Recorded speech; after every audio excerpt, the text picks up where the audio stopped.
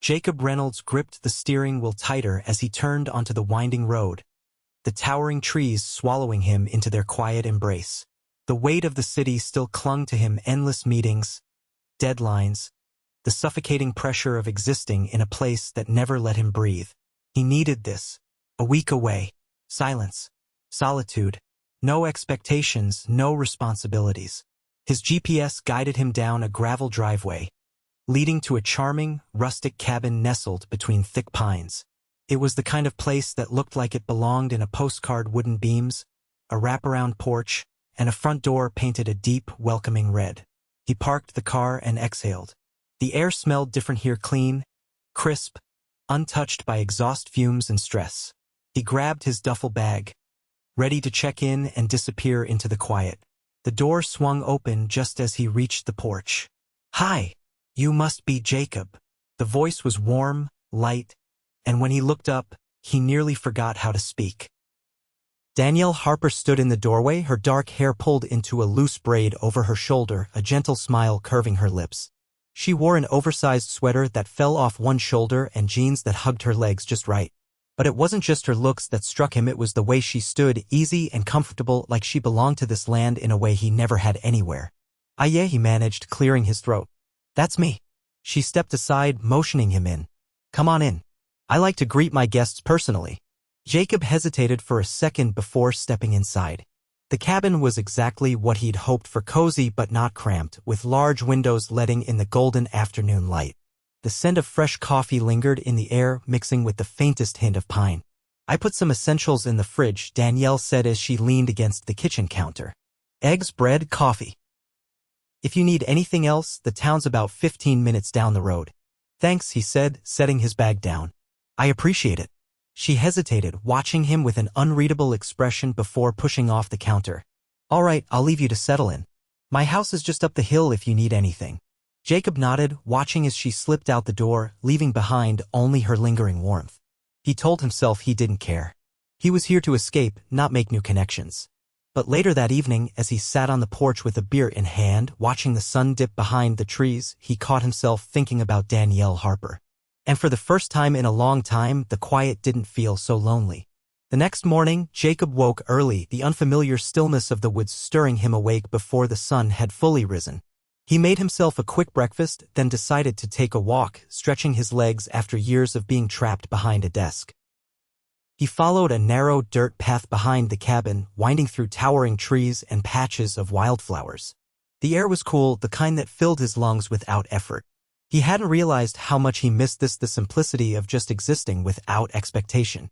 He was deep in thought when he heard footsteps behind him. He turned just as Danielle emerged from the trees, a small basket in her hands. "You're up early," she said, smiling. "Couldn't sleep," he admitted. "City habit." She nodded like she understood. "I was just gathering some herbs from the garden. Want to walk with me?" Jacob hesitated, but something in the openness of her gaze made it impossible to say no. "Sure." They walked in comfortable silence at first, the sounds of birds and rustling leaves filling the gaps. "So, what made you pick my Airbnb?" Danielle asked after a while. Jacob exhaled, shoving his hands into his pockets. "I needed to get away from everything. Work, mostly. It's a lot." She glanced at him. "You don't seem like a guy who enjoys being stuck in an office." He huffed a laugh. "That obvious?" "A little." They reached a small clearing where a wooden bench overlooked a quiet lake. Danielle sat down, setting her basket beside her, and after a moment, Jacob followed. She looked out over the water, her expression soft. "I get it, you know. The need to get away. I grew up in the city too. Moved here a few years ago to start over." Jacob glanced at her, surprised. "Really? What made you stay?" She smiled, but it didn't quite reach her eyes. "I fell in love with the quiet. And I guess I didn't have a reason to go back." Something about the way she said it made his chest tighten. He wanted to ask more, but he wasn't sure if he had the right. Instead, they sat there watching the water ripple in the morning light, sharing a silence that felt strangely comfortable. And Jacob couldn't remember the last time he'd felt this at peace. Jacob found himself settling into the rhythm of the countryside faster than he expected. The first night, he'd convinced himself that the quiet would suffocate him, that the absence of honking horns and distant sirens would leave a void too vast to fill. But by the second day, he realized how wrong he'd been. The stillness wasn't empty, it was full of life, the rustling of leaves, the distant chirping of crickets, the occasional whisper of wind through the trees. It wasn't silence. It was peace. Danielle was everywhere in that peace. He saw her in the small, thoughtful touches around the cabin, the fresh-cut wildflowers in a mason jar on the table, the hand-woven blanket draped over the couch, the small collection of books stacked neatly on the wooden shelf. Everything about the place felt lived in, cared for, as if she had poured herself into every corner of it. By the third morning, Jacob found himself drawn outside again. He hadn't planned it, hadn't thought about it too much, but somehow his feet carried him up the hill toward Danielle's house. He wasn't sure what he was looking for, a conversation maybe, or just the excuse to see her again.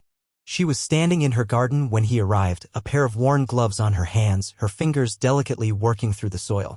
She looked up at the sound of his footsteps, and for a moment, surprise flickered across her face before it softened into something easier. "Did you get lost?" she teased, brushing loose strands of hair from her face. Jacob leaned against the wooden fence that surrounded her small garden, watching as she tended to the plants with quiet focus. "No. Just thought I'd come up and see what you were up to." Danielle eyed him curiously but didn't press. "Well, as you can see, I'm in the middle of a very serious conversation with my basil plants." He glanced at the delicate green sprouts in front of her. "And what do they have to say?" "They're telling me I need to stop overwatering them." She tugged off her gloves and dusted the dirt from her palms. "So, how's the Great Escape going? Have you figured out the meaning of life yet?" Jacob exhaled a short laugh. "Not quite. But I did manage to sleep in for the first time in years, so I think that's progress." "That is progress," she agreed, studying him for a beat. "You look different than when you got here." "Different how?" She tilted her head slightly, considering. "Lighter, maybe? Like you're breathing again." The words settled somewhere deep inside him, in a place he hadn't realized was aching. He didn't know how to respond to that because she was right. He felt it too. Danielle didn't press for an answer. Instead, she wiped her hands on her jeans and motioned toward the wooden chairs on her porch. "Come on. I was about to make some iced tea. You want some?" He hesitated for half a second before nodding. "Yeah. That sounds good." They sat on the porch, the sun warm against their skin, the scent of earth and growing things filling the air. "You never told me what you do back in the city," Danielle said, handing him a glass before settling into the chair beside him. Jacob took a sip, the coolness of the tea a welcome relief from the afternoon heat. "I work in finance." She made a face. "That sounds stressful." "It is." He let out a breath. "Too much time in meetings, too many late nights, too many expectations." Danielle studied him over the rim of her glass. "And yet you do it anyway." He let out a short, humorless laugh. "Yeah. Well, it pays the bills." She didn't say anything for a moment, just watched him with that quiet, knowing gaze of hers. "But it doesn't make you happy." Jacob looked away, focusing on the distant treetops. "No," he admitted. "It doesn't." The confession sat between them, heavy and unspoken. Danielle didn't offer meaningless reassurances, didn't tell him it would get better. Instead, she simply reached for the pitcher, refilled his glass, and let the silence stretch. It was the kind of silence that didn't demand to be filled, the kind that made it easy to just exist. And for the first time in years, Jacob let himself do just that. Jacob didn't return to the cabin right away. After finishing the iced tea, he lingered on Danielle's porch, listening to the distant hum of cicadas and the occasional rustling of branches. Something about being there, in her space, made it hard to leave. She had a way of making the world feel slower, like time didn't demand anything from them. Eventually, she stood, stretching her arms above her head before gathering the empty glasses. Jacob instinctively reached for them, but she gave him a look, a soft, amused challenge, and he let his hands drop. She carried the glasses inside, and he took that as his cue to head back down the hill. Yet, as he walked, his thoughts stayed tangled with her. Back at the cabin, he tried distracting himself, reading, taking a long shower, even attempting to write in the leather-bound journal he'd brought but never used. None of it worked. His mind kept circling back to Danielle, the way she listened, the way she looked at him like she saw right through the layers he didn't even realize he'd built. By the time the sun dipped below the horizon, he was restless. He stepped outside, the air cooler now, carrying the scent of damp earth and fading sunlight. His feet moved before he had a real plan, leading him back up the hill, past her garden, until he saw the soft glow of light spilling from her kitchen window. He hesitated, but before he could talk himself out of it, Danielle stepped onto her porch, a mug in her hands. She spotted him instantly, her expression unreadable for a moment before shifting into something softer. "Couldn't sleep?" she asked, leaning against the railing. Jacob shook his head. Figured a walk might help. Danielle took a sip from her mug, considering him. Then, after a beat, she motioned toward the chair beside her. Might as well stay a while, then. He didn't need to be asked twice. The night stretched on, easy and unhurried. They talked not about work or stress or the things weighing them down, but about simpler things. Danielle told him about the first time she tried to grow tomatoes and how it had been a disaster. Jacob admitted he hadn't ridden a bike since he was a teenager.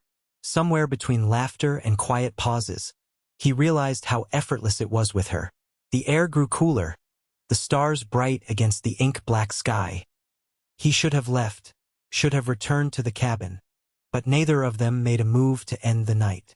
Danielle pulled her knees up onto the chair, resting her chin against them. Her expression turned thoughtful, her fingers tracing idle patterns on the armrest. "Do you ever think about what you'd do if you weren't stuck in the life you have now?" she asked. Jacob frowned slightly. "You mean if I didn't work in finance?" She nodded. "If there were no expectations, no pressure, just possibility." The question took him off guard. He hadn't let himself think like that in years. But sitting there under the weight of her gaze, he let himself consider it. "I don't know," he admitted. "I used to love working with my hands. Fixing things, building things. There was something satisfying about creating something real, something tangible." Danielle smiled, a quiet, knowing curve of her lips. "That doesn't sound like a man meant to be trapped in an office." He huffed a short laugh, shaking his head. "No, it doesn't." The silence that followed wasn't uncomfortable, but it carried something heavier, something unspoken between them. Jacob studied her, the way the dim light from the porch lamp cast soft shadows across her face. There was something about her that made him want to be honest in a way he hadn't been with anyone in a long time. "I think I was waiting," he said suddenly, "for something to change. For some moment where it would all make sense, or where I'd wake up and everything would be different." Danielle tilted her head slightly. "And now?" He exhaled slowly. "Now, I'm starting to think I was waiting for the wrong thing." Her expression shifted, something unreadable flickering across it. For a moment, he thought she might say something, but instead, she reached for the blanket draped over the back of her chair and tossed it toward him. "It gets cold out here," she said simply. Jacob caught it, his fingers brushing the soft fabric. He should have left then, should have taken the out she'd given him. But instead, he stayed. And as the night stretched on, he knew somewhere deep in his bones that something had shifted. Something irreversible. Jacob didn't sleep much that night. He lay awake in the cabin, staring at the ceiling, his mind tangled in thoughts of Danielle. The way she listened, the way her presence steadied something inside him he hadn't realized was shaking. He had come here to escape, to be alone, but instead, he found himself drawn to her in ways that unsettled him. By the time the first streaks of morning light filtered through the trees, he gave up on sleep entirely. He pulled on his boots and stepped outside, the crisp morning air biting at his skin. He wandered toward the lake, the water still and silver in the early light. He needed to clear his head. But as he stood at the edge of the dock, hands in his pockets, the sound of approaching footsteps pulled him from his thoughts. He turned just as Danielle appeared, her hair still damp from a morning shower, a thermos in one hand. She hesitated when she saw him, then smiled. "Figured I'd find you out here." Jacob let out a breath, his lips twitching in something close to amusement. "Am I that predictable?" Danielle handed him the thermos, nodding toward it. "Brought you some coffee. Thought you could use it." He accepted it without question, the warmth seeping into his fingers. He took a sip, surprised by how perfectly made it was, strong but not bitter. They stood in silence for a moment, watching the water. The world felt suspended in that quiet, the kind of stillness that made everything sharper, the distant rustling of leaves, the soft lapping of water against the shore. Danielle shifted beside him, her gaze distant. "I used to come here all the time when I first moved. Just to sit, think." Jacob glanced at her, waiting. She let out a slow breath, her fingers tightening around the sleeves of her sweater. "I needed a place that felt steady. Like it wouldn't leave." Something about the way she said it made Jacob's chest tighten. He didn't ask for details, but he understood enough. She had lost something, maybe someone. And this place had become her anchor. He hesitated before speaking. "And does it?" "Feel steady." A small, almost wistful smile ghosted across her lips. "Most days." Jacob looked back at the water, his grip tightening around the thermos. "I think I've spent so much time running from things that I never let anywhere feel steady." Danielle turned to him then, her gaze searching his face. And now? He exhaled slowly. I don't know. But that wasn't entirely true. He knew that being here, in this moment, with her, felt more real than anything had in years. Danielle didn't press for more. Instead, she nudged his arm lightly. Come on. I want to show you something. Jacob followed her along the shoreline, their footsteps crunching against the damp earth. After a short walk, they reached a small clearing where a wooden swing hung from an old oak tree, its rope weathered but sturdy. Danielle sat first, wrapping her arms around the ropes. I found this when I first moved here.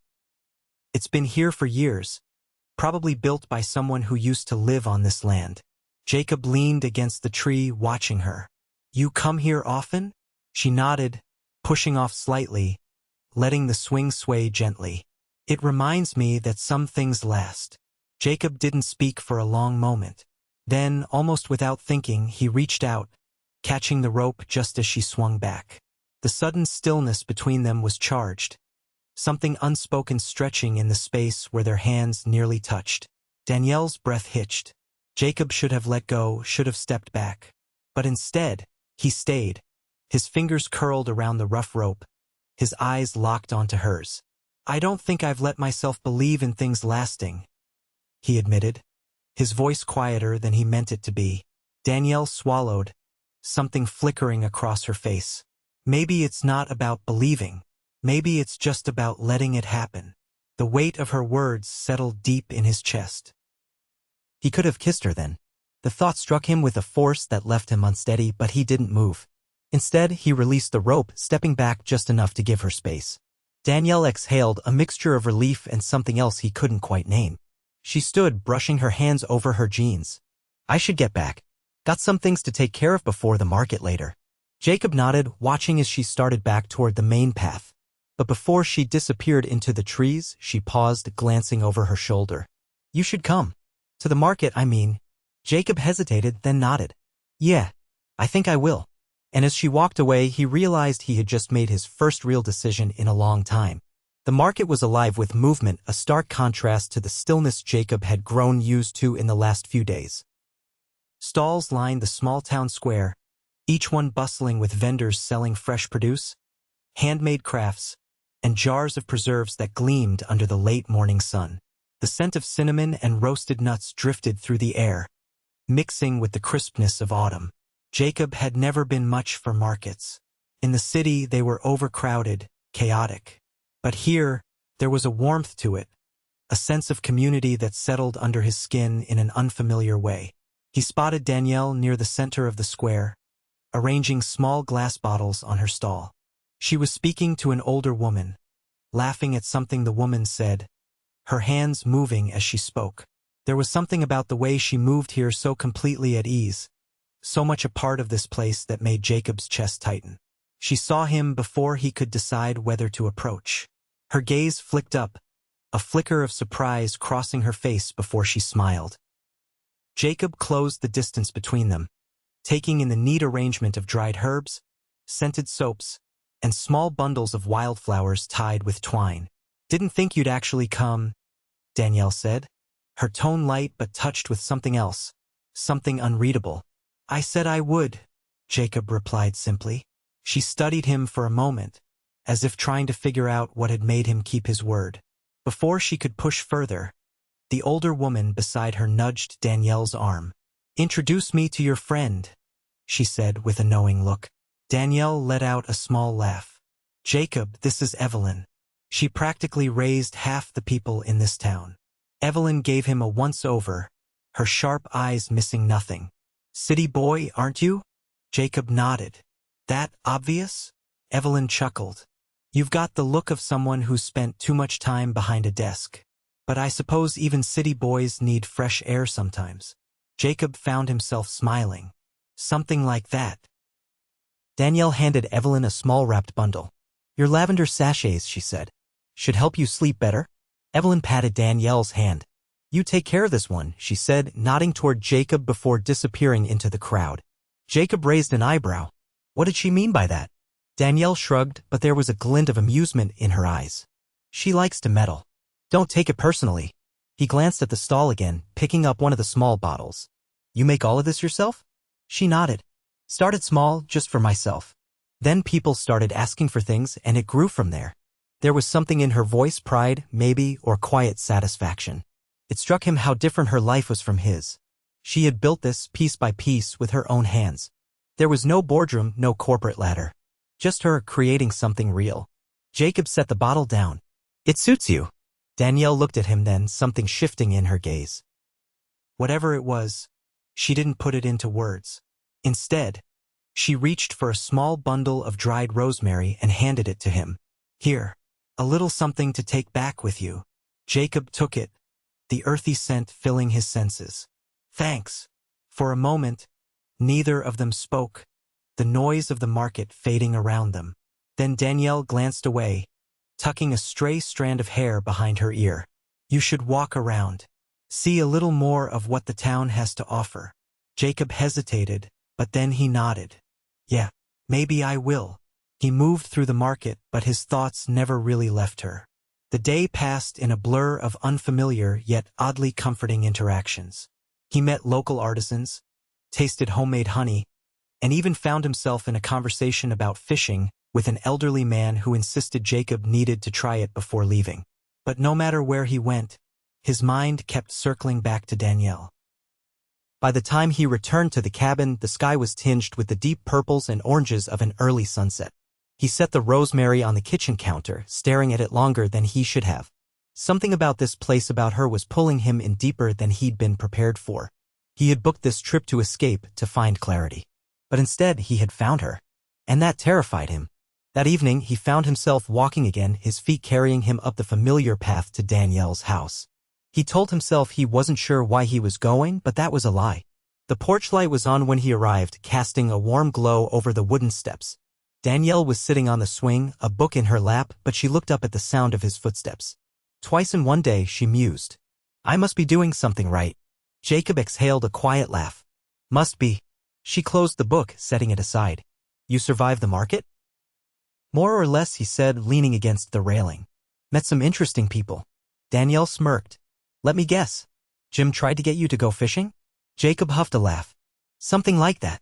A comfortable silence settled over them. The air was cooler now, carrying the scent of wood smoke from somewhere nearby. Jacob hesitated before speaking. I think I'm starting to understand why you stayed. Danielle turned toward him, her expression unreadable. Yeah? He nodded. There's something about this place. It feels. He searched for the right word. Real. Danielle studied him for a long moment. Then, without a word, she shifted over on the swing, making space beside her. Jacob hesitated only for a second before sitting down. They didn't speak for a while, the quiet stretching between them. But it wasn't uncomfortable. If anything, it felt inevitable. Danielle let out a slow breath. You don't have to have it all figured out, you know? Jacob glanced at her. What if I don't know what I want? She met his gaze, her voice steady. Then maybe you just have to let yourself want something anyway. Something in his chest tightened, an ache he wasn't sure he knew how to name. And for the first time in years, he let himself really think about what it would mean to stop running. Jacob had never been the type to hesitate. His entire life had been built on decisive action, closing deals, making quick calls, moving forward without looking back. But sitting beside Danielle on that porch, he felt the weight of every choice he had made pressing down on him. For the first time in years, he wasn't sure what came next. The stillness between them stretched, filled with something heavier than silence. Danielle didn't rush to fill it. She simply watched him, her gaze steady, waiting for him to sort through whatever war was raging in his own head. He exhaled slowly, fingers curling around the edge of the swing. I don't know what I'm supposed to do with this. Danielle tilted her head slightly, considering him. With what? He gestured vaguely between them. This. You. The way being here makes me feel like I've been sleepwalking for years and didn't even realize it. A flicker of something passed across her face, something he couldn't quite place. Maybe you don't have to do anything. Maybe you just have to let yourself feel it. Jacob let out a sharp breath, shaking his head. That's the problem. I don't know how to do that. Danielle was quiet for a moment, then shifted in her seat, turning toward him fully. You think too much, Jacob. He huffed out a humorless laugh. That's not exactly news. A small smile touched her lips, but it faded just as quickly. What are you so afraid of? He looked away, staring out into the darkened trees. He could lie, pretend like he didn't know the answer. But that wasn't fair, not to her, not to himself. I think if I let myself want this, really want it, then I won't be able to walk away. His voice was quiet, almost lost in the night air. Danielle inhaled, her fingers tightening slightly around the fabric of her sweater. And is that such a bad thing? Jacob turned back to her, his chest tightening at the raw honesty in her expression. It is if I don't know if I can give you what you need. Danielle's lips parted slightly, as if she hadn't expected that answer. Then, after a long beat, she reached for his hand.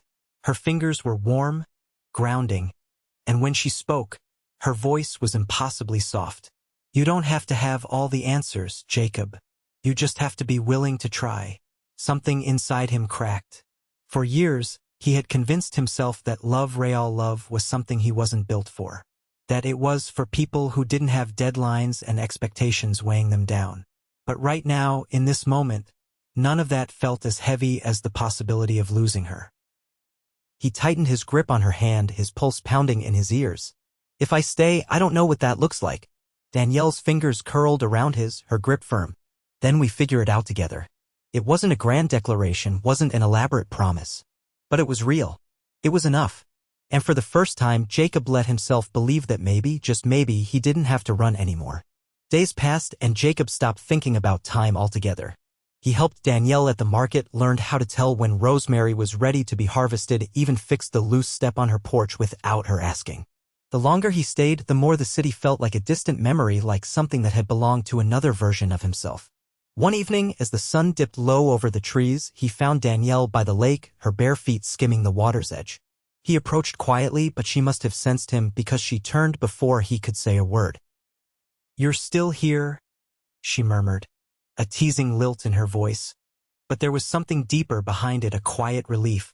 Jacob stepped closer, the golden light catching in her hair. Yeah, I am. Danielle studied him for a long moment, then exhaled slowly. Are you going back? He didn't answer right away. Instead, he reached for her hand, lacing their fingers together. I don't think I want to, he admitted. Her breath hitched, and for a moment, neither of them moved. Then, almost hesitantly, she reached up, her fingers brushing against his jaw. You don't have to decide everything tonight, she whispered. Jacob shook his head. No, but I know one thing. Danielle swallowed, her gaze searching his. What's that? He leaned in, his forehead resting against hers. I don't want to live my life without you in it. The words hung between them, fragile and unspoken for too long. Danielle's grip on him tightened, and when she spoke, her voice was barely above a whisper. Then don't. Jacob didn't hesitate this time. He closed the space between them, capturing her lips in a kiss that felt like coming home. And for the first time in his life, he stopped running.